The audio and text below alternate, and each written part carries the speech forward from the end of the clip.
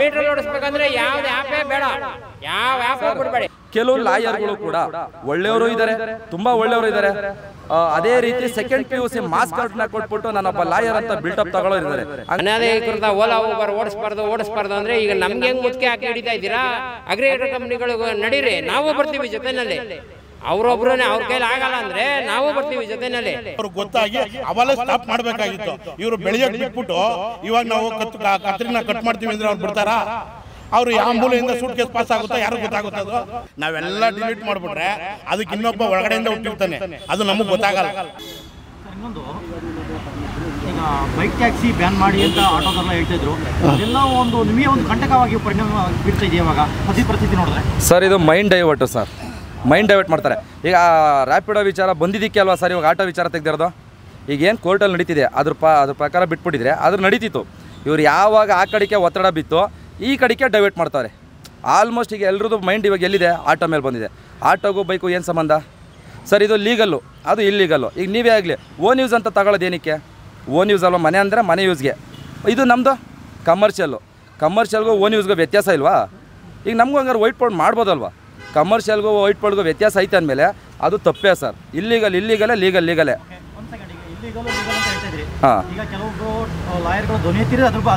Sir, ಹಾಂ ಅವ್ರು ಹೇಳ್ತಾರೆ 1,67,000 ಪರ್ಮಿಟ್ ಮಾತ್ರ ಇದೆ, ಅದು ಅದ್ರ ಮೇಲೆ ಓಡ್ತಾ ಇರೋದಲ್ಲ ಇಲ್ಲೀಗಲ್ಲು. ಹಾಗಾದ್ರೆ ಬೈಕ್ ಟ್ಯಾಕ್ಸಿ ಇಲ್ಲೀಗಲ್ ಆದರೆ ಈಗ 1,60,000 ಮೇಲೆ ಏನು ಆಟೋಗಳು ಓಡ್ತಾರೆ ಅದು ಇಲ್ಲೀಗಲ್ ಅಂತ ಹೇಳ್ತಾರೆ. ಔಟ್ ಪಾಯಿಂಟು ಅದೆಲ್ಲ ಬ್ಯಾನ್ ಮಾಡೋಕೆ ಹೋಗಿ ನಿಮಗೆ ಸರ್ ಇಲ್ಲ ಸರ್, ಒಂದು ರೀತಿಲಿ ಅದು ಒಳ್ಳೆಯದೇ ಸರ್, ಅದು ನಮ್ಗೆ ಒಳ್ಳೆಯದೇ ಸರ್, ಪ್ಲಸ್ ಪಾಯಿಂಟ್ ಇದೆ. ಯಾಕೆ ಗೊತ್ತಾ ಸರ್ ಒಂದು ಟೈಮಲ್ಲಿ ಈ ಮನುಷ್ಯ ಇವತ್ತು ಯಾರು ಮಾತಾಡ್ತಿದ್ದಾರೆ ಆಟೋ ಇಲ್ಲಿಗಲ್ ಅಂತ ಇವತ್ತು ಮಾತಾಡ್ತಿರೋದು ಸರ್. ಇದು ಮುಂಚೆನೇ ನಮ್ಮ ಆಟೋದವರು ಎಷ್ಟೋ ಜನ, ಕೆಲವು ಸಂಘಟನೆಯವರು, ನಮ್ಮ ಕನ್ನಡದವ್ರು ಎಷ್ಟು ಜನ ಇದ್ದಾರೆ ಸರ್. ಕೆಲವರು ಆಟೋ ಡ್ರೈವರ್ಗಳೆಲ್ಲ ಹೋಗಿ ಮುತ್ಕೆ ಹಾಕಿದ್ದಾರೆ. ಯಾಕೆಂದರೆ ಹೊರ ರಾಜ್ಯದಿಂದ ಬಂದು ಆಟೋ ಓಡ್ಸೋಕೆ ನಿಂತಿದ್ರು ಸರ್. DL ಇಲ್ಲ, ಪರ್ಮಿಟ್ ಇಲ್ಲ, ದುಡ್ಡಾಸೆಗೆ ಹೊರಗಡೆಯಿಂದ ಬಂದು ಇಲ್ಲಿ ನಿಂತಿದ್ರು. ಅಂಥವ್ರನ್ನ ಓಡಿಸೋದಕ್ಕೆ ನಮ್ಮ ಆಟೋ ಡ್ರೈವರ್ಗಳೇ ಅವತ್ತು ನಿಂತು ಹೋರಾಟ ಮಾಡಿದ್ದು ಸರ್. ಅವತ್ತು ಬಂದು ಮಾತಾಡಲಿಲ್ಲ. ಇವತ್ತು ಇವ್ರು ಹೇಳ್ತಾವ್ರೆ ಏನೋ ಇಲ್ಲಿಗಲ್ಲು, ಅದು ಪರ್ಮಿಟ್ ಇಲ್ಲ ಅಂತ. ಅದನ್ನು ನಮ್ಮ ಆಟೋದವ್ರು ಆಲ್ರೆಡಿ ಮಾಡಿ ಮುಗಿಸಿದ್ದಾರೆ. ಇವತ್ತು ಬಂದು ಹೇಳೋದೇನಿದೆ ಸರ್ ಎಷ್ಟೋ ಜನ ಕೆಲವು ಲಾಯರು ಸರ್, ಕೆಲವರು ಹೇಳ್ತಾರಲ್ಲ ಸರ್ ನಾವು ಲಾಯರ್ ಅಂತ. ಸರ್ ಸೆಕೆಂಡ್ PUC ಸರ್ಟಿಫಿಕೇಟ್ ಕೊಟ್ಬಿಟ್ಟು ನಾನೊಬ್ಬ ಲಾಯರ್ ಅಂತ ಕೂಡ ಫೇಕ್ ಮಾಡಿ ಮಾತಾಡೋರು ಇದ್ದಾರೆ ಸರ್. ಅಂಥವ್ರನ್ನೂ ತಗೋಬೇಕಲ್ವ ಸರ್? ಆಟೋದಲ್ಲಿ ಒಂದೇ ವರ್ಗ ಅಲ್ಲ ಸರ್, ಇಲ್ಲಿ ಕೆಟ್ಟವರು ಒಳ್ಳೆಯವರು ಅಂತ ಬರೋದು. ಕೆಲವು ಲಾಯರ್ಗಳು ಕೂಡ ಒಳ್ಳೆಯವರು ಇದ್ದಾರೆ, ತುಂಬ ಒಳ್ಳೆಯವರು ಇದ್ದಾರೆ. ಅದೇ ರೀತಿ ಸೆಕೆಂಡ್ PUC ಮಾಸ್ ಕಾರ್ಡ್ನ ಕೊಟ್ಬಿಟ್ಟು ನಾನೊಬ್ಬ ಲಾಯರ್ ಅಂತ ಬಿಲ್ಟಪ್ ತಗೊಳ್ಳೋರು ಇದ್ದಾರೆ. ಹಂಗಂಬಿಟ್ಟು ಅವ್ರನ್ನೆಲ್ಲ ಲಾಯರ್ ಅಂತ ಕನ್ಸಿಡರ್ ಮಾಡ್ತಾರೆ ನೀವು? ಇಲ್ಲ ಸರ್, ಇದು ಓಲಾ ಊಬರು ರ್ಯಾಪಿಡೋ ಎಲ್ಲ ಬಂದಿದ್ದು 2012-13ರಲ್ಲಿ. ಏನಕ್ಕೆ ನಮ್ಮನ್ನು ಟೈಅಪ್ ಮಾಡಿದ್ರು ಅಂದರೆ, ಫಸ್ಟು ಬಂದಿದ್ದು ಕ್ಯಾಬಲ್ಲಿ ಬಂತು, ಕ್ಯಾಬಿಗೆ ಬಂತದು. ಕ್ಯಾಬ್ಗೆಲ್ಲ ನಾವು ಗಲಾಟೆ ಮಾಡೋಕ್ಕೆ ಶುರು ಮಾಡಿದಾಗ ಆಟೋದವ್ರನ್ನೆಲ್ಲ ಟೈಅಪ್ ಮಾಡ್ಕೊಂಡ್ರು. ಆಟೋದವರೆಲ್ಲ ಟೈಅಪ್ ಮಾಡ್ಕೊಂಡ್ಮೇಲೆ ನಾವು ಪ್ಯಾಸೆಂಜರ್ ಹತ್ರನೂ ಜಾಸ್ತಿ ಕೇಳ್ತಾಯಿಲ್ಲ. ನಮ್ಗೆ ಆಲ್ರೆಡಿ ಗೌರ್ಮೆಂಟಿಂದ ಮೀಟ್ರ್ ಕೊಟ್ಟಿದೆ. ಮೀಟ್ರ್ ಕೊಟ್ಟಿದೆ. ಯಾರು ಬಂದ್ರೂ ಮೀಟ್ರ್ ತಿರುಗಿಸ್ಕೊಂಡು ಹೋಗ್ತಾ ಇದ್ವಿ.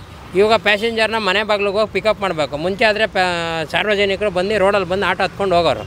ಇದೆಲ್ಲ ಮಾಡಿರೋದು ಅಗ್ರಿಗೇಟರ್ ಕಂಪ್ನಿಗಳು. ಅಗ್ರಿಗೇಟರ್ ಕಂಪ್ನಿನ ಮುಚ್ಚಿಸ್ಬಿಟ್ರೆ ನಾವು ಹೋಗೋದೇ ಇಲ್ವಲ್ಲ.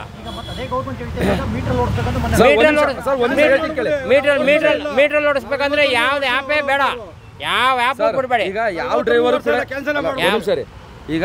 ಡ್ರೈವರು ಕೂಡ ಕೇಳಿಲ್ಲ ನಮಗೆ ಆ್ಯಪ್ಗಳು ಬೇಕು ಅಂತ. ನಾವು ಯಾವ ಡ್ರೈವರ್ ಕೇಳಿಲ್ಲ. ನಮ್ಮ ಮೀಟ್ರ್ ಇದ್ದಿದ್ದು ಅವತ್ತು ಸ್ಟಾರ್ಟಿಂಗಲ್ಲಿ ಬಂತಲ್ಲ ಸರ್, ಅವತ್ತಿಂದನೇ ಆ್ಯಕ್ಷನ್ ತಗೋಬೋದಲ್ಲ. ಕೆಲವರು ಏನಂತಾರೆ ಅಂದರೆ ಇದು ನಿಮ್ಮಿಂದನೇ ಆಗಿದೆ ಅಂತಾರೆ. ನಾವು ಕೇಳಿದ್ವಿ ನಾವು ಆ್ಯಪ್ಗಳು ಬೇಕು ಅಂತ. ನಾವೇನಾದ್ರು ಕೇಳಿದರೆ ಹೌದು ನಮ್ಮಿಂದ ಅಂತ. ಸರ್ ಆಟೋ ಡ್ರೈವರ್ ಕರೆಕ್ಟಾಗವ್ರೆ ಸರ್. ಇಲ್ಲಿ ಜನ ಮರಳ ಜಾತ್ರೆ ಮರಳ ಅಂದಂಗೆ ಇನ್ನೊಬ್ಬರ ಮೇಲೆ ಗೂಬೆ ಕೂರ್ಸೋಕೆ ಯಾರು ಏನು ಬೇಕಾದ್ರು ಮಾತಾಡ್ತಾರೆ. ಅದು ತಂದು ನಮ್ಮ ಆಟೋದವ್ರ ಮೇಲೆ ಕೂರಿಸ್ತಾರೆ. ಇಲ್ಲಿ ಬೇರೆ ಇನ್ನೇನು ಇಲ್ಲ ಸರ್. ಯಾವ ಆಟೋ ಡ್ರೈವರು ನಮ್ಗೆ ಹಾಕಬೇಕು, ನಾವು ಓಲಾ ಊಬರ್ಲೇ ಡ್ಯೂಟಿ ಮಾಡ್ತೀವಿ ಅಂತ ಯಾರೂ ಕೇಳಿಲ್ಲ. ನಾವು ಇವತ್ತಿಗೂ ಮೀಟ್ರ್ ಹಾಕೊಂಡು ಹೊಡಿಯೋಕ್ಕೆ ರೆಡಿ ಸರ್. ಇವತ್ತಿಗೂ ನಾವು ಇಲ್ಲಿ ಇದ್ದಾರಲ್ಲ ಸರ್, ಯಾವ ಆಟೋ ಡ್ರೈವರ್ ಏನೋ 400 ಕೊಡು 500 ಕೊಡು ಅಂತ ಯಾವ ಆಟೋ ಡ್ರೈವರ್ ಕೇಳಿಲ್ಲ. ಯಾರೋ 10 ಜನ ಕೇಳಿರ್ಬೋದು, ಹಂಗಂಬಿಟ್ಟು ಎಲ್ಲರೂ ಕೇಳಲ್ಲ ಸರ್. ಎಲ್ರಿಗೂ ಸೇರಿಸಿ ಮಾತಾಡೋದು ತಪ್ಪು. ಸರ್ ಅಗ್ರಿಗೇಟರ್ ಆರಾಮಾಗಿ ಸರ್ ಆಟೋಮೆಟಿಕ್ಕಾಗಿ ಈಗ ಜನಗಳು ಏನು ಆಗ್ಬಿಟ್ಟಿದ್ದಾರೆ ಅಂದರೆ ಸೋಂಬೇರಿ ಆಗ್ಬಿಟ್ಟಿದ್ದಾರೆ. ಮುಂಚೆ ಆದರೆ ರೋಡಿಗೆ ಬಂದು ಆಟೋ ಹತ್ತಾಯಿದ್ರು. ನಾನು 2010ರಿಂದನೂ ನಾನು ಆಟೋ ಓಡಿಸ್ತಾ ಇದ್ದೀನಿ. 25 ವರ್ಷದಿಂದ 15-16 ವರ್ಷದಿಂದ ನಾನು ಆಟೋ ಓಡಿಸ್ತಾ ಇದ್ದೀನಿ. ಎಲ್ಲ ರೋಡಿಗೆ ಬಂದೇ ಆಟೋ ಹತ್ತೋರು. 30 ರೂಪಾಯಿ ಬಾಡಿಗೆನೂ ಸಿಗುತ್ತೆ, 50 ರೂಪಾಯಿ ಬಾಡಿಗೆನೂ ಸಿಗುತ್ತೆ, 100 ರೂಪಾಯಿ ಬಾಡಿಗೆನೂ ಸಿಗುತ್ತೆ, 300 ರೂಪಾಯಿ ಬಾಡಿಗೆನೂ ಸಿಗುತ್ತೆ. ಮೀಟ್ರ್ ಹಾಕೊಂಡೇ ಓಡಿಸ್ತಾ ಇದ್ವಿ. ಇವಾಗ ಏನಾಗಿದೆ ಅಂದರೆ ಈ ಅಗ್ರಿಗೇಟರ್ ಕಂಪ್ನಿಗಳು ಬಂದ್ಬಿಟ್ಟು ಓಲಾ ಊಬರ್ ಆ್ಯಪ್ಗಳೆಲ್ಲ ಬಿಟ್ಬಿಟ್ಟು ಅವ್ರ ಮನೇಲಿ ಕೂತ್ಕೊಂಡು ಬುಕ್ಕಿಂಗ್ ಮಾಡ್ತಾರೆ. ಮನೆ ಹತ್ರಕ್ಕೆ ಗಾಡಿ ಬರುತ್ತಲ್ಲ ಅದನ್ನೇ ಮಾಡೋ ಅಂತಾರೆ. ನಾವೇನು ಅವ್ರಿಗೆ ನಮ್ಮನ್ನು ಹೇಳಿ ಕೇಳಿ ಏನೋ ಓಲಾದನ್ನೇನು ರೇಟ್ ಮಾಡಿದಾನ? ಅವನೇನು ತೋರಿಸ್ತಾನೋ ಅದನ್ನು ತೊಗೊತಾ ಇದ್ದೀವಿ. ಅವನಿಗೆ ಕಂಪ್ಲೇಂಟ್ ಮಾಡೋಕೆ ಹೋದರೆ ಕಸ್ಟಮರ್ ಕೇರ್ ನಂಬರೇ ಇಲ್ಲ. ಏನಾನ ಹೆಚ್ಚು ಕಮ್ಮಿ ಆಯಿತು ಅಂದರೆ ರೂಟ್ ಏನಾನ ಈಗ ಇಲ್ಲೇನಾನ ಆಕ್ಸಿಡೆಂಟ್ ಆಗಿರುತ್ತೆ, ಇಲ್ಲ ರೋಡ್ ಕ್ಲೋಸ್ ಮಾಡಿರ್ತಾರೆ, 1 ಕಿಲೋಮೀಟ್ರ್ ಸುತ್ಕೊಂಡು ಹೋದ್ರೆ ಅದೂ ಬರೋದಿಲ್ಲ, ಮನೆ ತಕ್ಕ ಹೋದ್ರೆ ಅದೂ ಬರೋದಿಲ್ಲ. ಇವ್ರನ್ನ ಯಾರನ್ನ ಇವ್ರು ಅಗ್ರಿಗೇಟರ್ ಕಂಪ್ನಿಗಳನ್ನೆಲ್ಲ ತೊಗೊಂಬಂದ್ಬಿಡಿ ಅಂತಂತ ಕೇಳಿದವ್ರು ಯಾರು? ಇವರು ಡೈವರ್ಟ್ ಮಾಡಬೇಕು, ಆಟೋ ಡ್ರೈವರ್ನ ಡೈವರ್ಟ್ ಮಾಡಬೇಕು ಅಂತಲೇ 2012-13ರಲ್ಲಿ ಆಟೋಗಳನ್ನ ಅಟ್ಯಾಚ್ಮೆಂಟ್ ಮಾಡಿದ್ರು. ಏನಕ್ಕೆ ಮಾಡಿದ್ರು ಅಂದರೆ ಕ್ಯಾಬ್ಗಳನ್ನ ಬಿಟ್ಟರು. ಈ ಯಾವುದೋ ಈ ಇಂಡಿಕಾ ಇದು ಯೆಲ್ಲೋ ಬೋರ್ಡ್ ಕಾರ್ ಇದೆಯಲ್ಲ, ಕಾರೇ ಫಸ್ಟ್ ಬಂದಿದ್ದು, ಪ್ರಥಮ ಬಂದಿದೆ ಕ್ಯಾಬು ಬೆಂಗಳೂರಿಗೆ, ಸಿಟಿ ಟ್ಯಾಕ್ಸಿ ಅಂತ ಬಂದಿದ್ದು ಅದೇನೆ. ಅದನ್ನು ನಾವು ಆಟೋದವರೆಲ್ಲ ಗಲಾಟೆ ಮಾಡಿದ್ದಕ್ಕೆ ಆಟೋ ಡ್ರೈವರ್ನೆಲ್ಲ ಅಟ್ಯಾಚ್ ಮಾಡಿದ್ರು. ಈಗ ಪೊಲೀಸರು ಮಾಡಿದ ಕೆಲವು ಅನಧಿಕೃತ ಆಟೋಗಳನ್ನ ಹಿಡಿದು ಸರ್, ಅನಧಿಕೃತ ಆಟೋ ಅಂತಂದರೆ ಡಾಕ್ಯುಮೆಂಟ್ಸ್ ಇಲ್ಲದಿರೋದು ಅವ್ರ ಡ್ಯೂಟಿ ಅವ್ರು ಮಾಡಲಿ, ಬೇಡ ಅಂತ ನಾವು ತೊಂದರೆ ಮಾಡ್ತಾಯಿಲ್ಲ ಅವ್ರಿಗೆ. ಅನಧಿಕೃತ ಓಲಾ ಊಬರ್ ಓಡಿಸ್ಬಾರ್ದು ಅಂದರೆ ಈಗ ನಮ್ಗೆ ಹೆಂಗೆ ಮುತ್ತಿಗೆ ಹಾಕಿ ಹಿಡಿತಾ ಇದ್ದೀರಾ? ಅಗ್ರಿಗೇಟರ್ ಕಂಪ್ನಿಗಳಿಗೂ ನಡೀರಿ, ನಾವು ಬರ್ತೀವಿ ಜೊತೆಯಲ್ಲಿ. ಅವರೊಬ್ಬರೇ ಅವ್ರ ಕೈಲಿ ಆಗಲ್ಲ ಅಂದರೆ ನಾವು ಬರ್ತೀವಿ ಜೊತೆಯಲ್ಲಿ. ಒಂದೊಂದು ಏರಿಯಾದಲ್ಲಿ ಒಂದೊಂದು ಏರಿಯಾದಲ್ಲಿ 10 ಗಾಡಿ 10 ಜನ, ಸಾವಿರಾರು ಗಟ್ಟಲೆ ಬೇಡ, ಒಂದೊಂದು ಏರಿಯಾದಲ್ಲಿ 5 ಗಾಡಿ ಅಂತ ಸೇರಿಸಿದ್ರು ಸಾವಿರಾರು ಜನ ಬರ್ತಾರೆ ಆಟೋ ಡ್ರೈವರ್ಗಳು. ಆಪೇ ತೆಗೆದುಬಿಡಿ, ಆರಾಮಾಗಿ ಮೀಟ್ರ್ ಓಡಿಸ್ಕೊಂಡು ರೋಡ್ಗೆ ಬರ್ತಾರೆ ಜನ, ಆರಾಮಾಗಿ ಮೀಟ್ರ್ ಹಾಕೊಂಡೇ ಓಡಿಸ್ತೀವಿ. ಈಗ ಅಗ್ರಿಗೇಟರ್ ಕಂಪ್ನಿಗಳಿಂದ ಏನು ಓಡಿಸ್ತಾ ಇದ್ದೀರಾ, ಅದ್ರಲ್ಲಿ ಜಾಸ್ತಿ ದುಡ್ಡು ತೊಗೊಂಡ್ರೆ ನಿಮ್ಮನ್ನು ಹಿಡಿತಾ ಇದ್ದಾರೆ. ಜಾಸ್ತಿ ದುಡ್ಡು ತೊಗೊಂಡ್ರೆ ನಾವೇನು ಬಾಯ್ಬಿಟ್ಟು ಕೇಳ್ತಾ ಇಲ್ವಲ್ಲ, ಓಲಾ ಊಬರ್ ಅವ್ರು ತಾನೇ ರೇಟ್ ಫಿಕ್ಸ್ ಮಾಡ್ತಾ ಇರೋದು. ಅವ್ರೇನು ತೋರಿಸ್ತಾರೆ, ಈಗ ಸಪೋಸ್ ಈಗ ಕಣ್ಣೆದ್ರಿಗೆ ನಾವೇ ಬೇಕಾದ್ರೆ ಇಲ್ಲಿ ಬುಕ್ಕಿಂಗ್ ಮಾಡ್ತೀವಿ, ಇಲ್ಲಿಂದ ಮೆಜೆಸ್ಟಿಕ್ ಹೋಗ್ಬೇಕಂದ್ರೆ ಇಲ್ಲಿಂದ 70, 80, 100 ರೂಪಾಯಿ ಅಂತ ಅವನೇ ತೋರಿಸ್ತಾನೆ. ನಾವೇನೋ ಪ್ಯಾಸೆಂಜರ್ನ ಹೋಗಿ ಓ ಟಿ ಪಿ ಹಾಕಿದ ತಕ್ಷಣ ಮೇಡಮ್ ಅಲ್ಲಿಗೆ 100 ಆಗುತ್ತೆ, 200 ಆಗುತ್ತೆ, 300 ಆಗುತ್ತೆ ಅಂತ ನಾವೇನು ಬಾಯ್ಬಿಟ್ಟು ಕೇಳಲ್ವಲ್ಲ, ಅವನೇ ತಾನೇ ತೋರಿಸೋದು. ಅವರು ಕಸ್ಟಮರ್ ಬುಕ್ಕಿಂಗ್ ಮಾಡ್ಬೇಕಾದ್ರೆ ತೋರಿಸುತ್ತೆ ಅಮೌಂಟು. ಇಲ್ಲಿಂದ ಎಲೆಕ್ಟ್ರಾನಿಕ್ ಸಿಟಿ ಹೋಗ್ಬೇಕಂದ್ರೆ 300 ತೋರಿಸುತ್ತೆ, 350 ತೋರಿಸುತ್ತೆ ಅಂತ ತೋರಿಸುತ್ತೆ. ಎಲ್ಲ ಬುಕ್ಕಿಂಗ್ ಮಾಡೋರೆಲ್ಲ ಎಜುಕೇಟೆಡ್ಗಳೇ, ಯಾರು ಅನ್ಎಜುಕೇಟೆಡ್ಗಳು ಯಾರೂ ಇರೋದಿಲ್ಲ. ಅಲ್ಲಿ ಅಮೌಂಟ್ ತೋರಿಸುತ್ತೆ ತಾನೆ, 300 ಆಗುತ್ತೆ, 200 ಆಗುತ್ತೆ ಅಂತ. ಅಂದರೆ ಮೀಟರ್ ಬಾಡಿಗೆಗಿಂತ ಜಾಸ್ತಿ ಆದರೆ ನಿಮ್ಮನ್ನು ಹಿಡಿತಾರಂತೆ. ನಮ್ಮನ್ನೇ ಯಾಕೆ ಹಿಡಿತಾರೆ ಸರ್? ಓಲಾ ಊಬರವನ್ನ ಅವ್ನಿಗೋಗಿ ಧಮಕಿ ಹಾಕಿ ಅವ್ನು ಹಿಡೀರಿ. ಮತ್ತೆ ಅಲ್ಲಲ್ಲ, ಬೇಜಾತಿಕಬೇಡಿ. ಒಂದು ಕಂಪ್ನಿ ಅಂತ ಬಿಟ್ಬಿಟ್ಟು 100 ಜನನ ನೀವು ಮುಖ್ಯ ಹಾಕ್ಬಿಟ್ಟು 100 ಜನನ ತೆಗೆದಾಕ್ತೀನಿ ಅಂದರೆ ಹೆಂಗಾಯ್ತದೆ?